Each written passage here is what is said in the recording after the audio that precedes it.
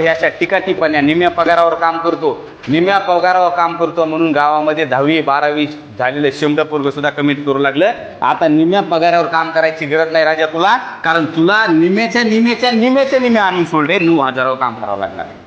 त्या फेसबुकमध्ये इंस्टाग्राममध्ये काही पडलेलं नाही, तुला 9 ते 10,000 रुपयावर काम करावं लागेल, 300 रुपये रोजानं जावं लागेल, तुला 299चा रिचार्ज येईल, 300 रुपये रोजानं कामाला जावं लागेल,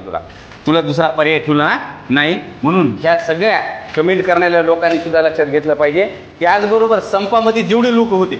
ज्याने आपल्या हक्क अधिकारासाठी संपामध्ये सहभागी झाले, आम्हाला पेन्शन भेटली पाहिजे, त्याही लोकांना आवाहन करतो की ते जर या ठिकाणी जागृत नाही झाले तर त्याच्या पोराला सुद्धा हे काही भेटणार नाही, त्यांच्या पोराला सुद्धा भविष्यामध्ये काही भेटणार नाही, कारण भविष्यामध्ये सरकारी नोकरच नाही राहिले. तर सरकारी बघा अडाणी आईवडील होते, अडाणी आईवडिलांनी लेकराला कर्मचारी केलं, म्हणजे ज्याच्या घरी 5 एकर 6 एकर शेती होती, 3 एकर शेती होती, त्याच्या घरामध्ये एक कर्मचारी निर्माण झाला. आता कर्मचारी स्वतःच्या पोराला सरतेचा कर्मचारी करू शकेल, हे लक्षात घ्या, फार महत्त्वाची गोष्ट आहे. म्हणजे अडाणी मायबापानं सरकारी कर्मचारी बनवलं, पण सरकारी मायबापानं जर आज जागृत नाही झालं तर तुमचं पोरगं बाह्य यंत्रणेचा कर्मचारी होईल, तुमचं पोरगं 9 कंपन्यापैकी एका कंपनीचा कर्मचारी होईल, आणि त्या कंपनीचा कर्मचारी झाला तर हायर अँड फायर